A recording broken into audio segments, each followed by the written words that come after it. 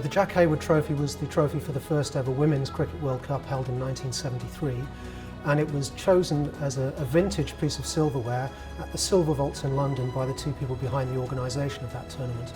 Rachel Hayhoe-Flint, captain of the England women's team at the time, and Jack Hayward, a great friend of hers and later a director of Wolverhampton Wanderers Football Club.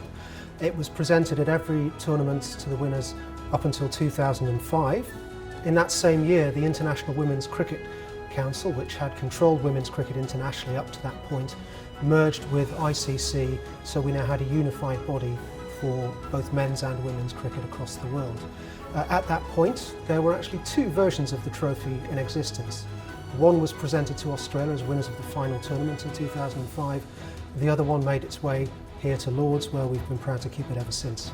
The Jack Hayward Trophy was actually one of the key items we had on display in a recent exhibition here at the museum, Evolution of Women's Cricket, which was the first major exhibition we'd held relating to the women's game in our history here at Lords.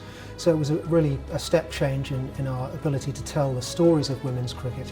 Women's cricket has always been part of the story of cricket, but it hasn't always had the same level of profile as the men's game historically, either in its literature or anywhere else in recorded history. So it was great for us to be able to finally tell that story. And some of the other items we have on display here include an original tournament programme from the 1973 World Cup, which is relatively rare in cricket literature. It wasn't a tournament that had a huge amount of reach in terms of publicity. So to have an original programme in excellent condition is a great coup for us. We've got some promotional coasters as well, an ashtray, for both of them lent by Ben Flint from Rachel's personal collection, and rather uniquely a blazer badge from the international level that played in that first tournament in 1973. Women's cricket obviously has a long history. Test cricket between England and Australia, the first two countries to play women's test, goes back to the 1930s.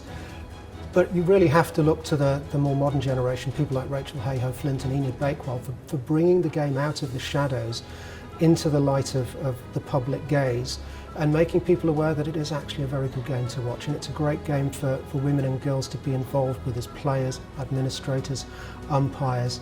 That's one of the reasons we decided to honour Rachel's memory with a gate here at Lords rather than some other memorial, because it was really her work in driving access to cricket for women and girls that made her legacy just so important for the future of the game.